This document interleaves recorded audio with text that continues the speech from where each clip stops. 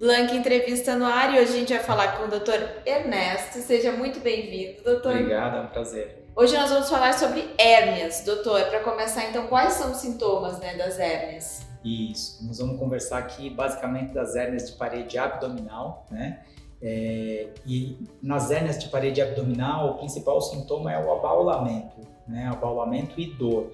Então, muitas vezes o paciente vai ver aquela deformidade na região epigástrica, que é acima do umbigo, na região umbilical e nas regiões inguinais, né? Que são as regiões mais frequentes. E esses abaulamentos podem ser assintomáticos em alguns casos, né? O paciente não sente nada, mas muitas vezes esses abaulamentos podem causar dor, né? E essa dor é principalmente ao esforço, em toda aquela situação que o paciente aumenta a pressão dentro da barriga. Então, como a hérnia é um defeito na parede abdominal, né, um buraco que a gente tem na parede abdominal, e por esse buraco está saindo uma estrutura ali, quando esse buraco, a estrutura sai e fica apertada no buraco, isso gera dor, né? Isso gera uma isquemia, falta a circulação naquela estrutura onde está herniada, e isso pode dar dor, né? Então, o principal sintoma é abaulamento e dor. E qual que é o tratamento, doutor? O tratamento da hérnia, ele é cirúrgico também, né? A gente pode fazer algumas medidas conservadoras para tentar conter, né, evitar que essa hérnia fique saindo e causando desconforto, evitar que essa hérnia amplie seu orifício herniário. Então, toda aquela situação em que o paciente tem um aumento de pressão abdominal, então nos esforços físicos, tosse crônica, constipação, gravidez, obesidade, né? Então a gente tem que tentar tratar isso, né? Então tentar tratar a tosse, tratar a constipação, a gravidez não tem como, né? Mas às vezes a gente pode usar alguma contenção, né? Inclusive na região inguinal, hoje a gente tem uma contenção inguinal, chama-se funda, né? Que em alguns casos podem se beneficiar bastante disso. Então são tratamentos sintomáticos, né? E para evitar uma progressão, digamos assim. Às vezes esse vai ser o tratamento definitivo para um paciente muito obeso, ou para um paciente onde o risco cirúrgico é muito elevado. Mas para todos os outros, ainda que seja uma hérnia que às vezes foi encontrado num exame, né, sem que o paciente tivesse sintoma prévio, a gente vai sempre pensar em cirurgia. E a cirurgia hoje também a gente tem um método convencional, tem um método laparoscópico, tem um método robótico, né? Os três são amplamente feitos hoje, né?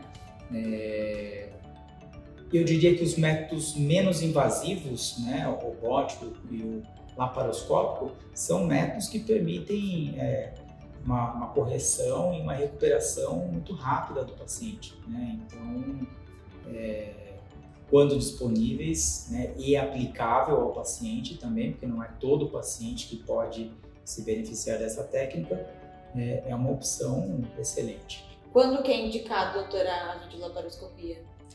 Para aquelas hérnias que não são muito grandes, né, quando você tem um defeito de parede muito grande, a videolaparoscopia ou a robótica talvez não seja o ideal, porque a gente não vai conseguir corrigir muito bem, do ponto de vista estrutural, ali, plástico, né, essas deformidades. Então, eu diria que nesses casos a cirurgia convencional seria melhor indicada. Tem pacientes também que não toleram o pneu peritônio, né, onde o pneu peritônio seria uma coisa muito agressiva para o paciente. Então, pacientes com doenças pulmonares avançadas, doenças cardiológicas, né? Então, nesses casos onde a anestesia geral talvez não fosse indicado para o paciente, a gente não usaria também esses métodos, né? Mas hoje a gente tem ganhado campo cada vez mais, né? Com melhor controle anestésico, com tratamento pré-operatório e preparação pré-operatória adequada. Então, a gente consegue usar esses métodos em muitos pacientes, né? E a técnica convencional também é uma técnica muito boa, né? Onde a mortalidade para o paciente, né? E complicações, e mesmo a eficiência do tratamento, a eficácia do tratamento é muito alta. Então, não haveria prejuízos também, né, em se fazer da forma convencional para o paciente. Perfeito, doutor. E como é que é a recuperação dessa cirurgia? Vai depender do tamanho da hérnia, vai depender da técnica utilizada, mas normalmente, como via de regra, os pacientes não precisam ter medo desse tipo de cirurgia, né? É uma cirurgia de um porte pequeno, às vezes um pouco moderado, mas é uma cirurgia relativamente simples, né? Onde o paciente vai ficar aí também ou um dia só, vai embora no mesmo dia da cirurgia ou vai embora no dia seguinte, né? E costuma ter uma recuperação muito tranquila, né? Um pouco de dor na região ali, talvez nos primeiros dias, que é variável também de paciente para paciente e a gente pode muito bem controlar isso com medicação, né? Com as orientações, mas é uma recuperação rápida, né? A maior restrição para o paciente, né, vai ser com relação ao esforço, porque a gente precisa esperar que aquela área que foi operada, ali trabalhada, sofra um processo de cicatrização, forme um tecido mais endurecido, para evitar que aqueles pontos, que a tela se desloque quando a gente usa, né, a tela, e que não tenha recidiva, né, visto que a recidiva da hérnia, a principal causa da recidiva da hérnia é um pós-operatório inadequado, né? Então, se faz um pós-operatório adequado, provavelmente o paciente vai ter esse problema resolvido e sem grandes dores de cabeça. A gente sempre fala, né, doutor, da importância desse pós-operatório, do cuidado do paciente, porque isso faz total diferença no resultado, né? Total diferença, total diferença.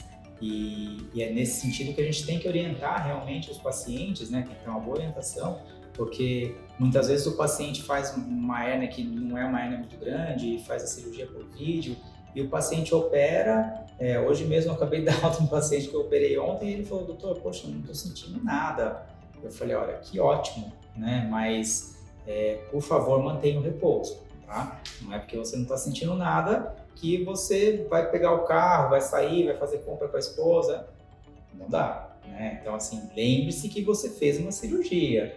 Você não tirou uma espinha, foi uma cirurgia. Então, precisa realmente de um repouso, seguir as orientações, né? Perfeito, doutor. Muito obrigada pela sua participação. Tenho certeza que esclareceu várias dúvidas. Eu agradeço, é sempre um prazer estar aqui com vocês. Muito obrigada. E se você gostou, deixe seu like e também seu comentário aqui embaixo do vídeo.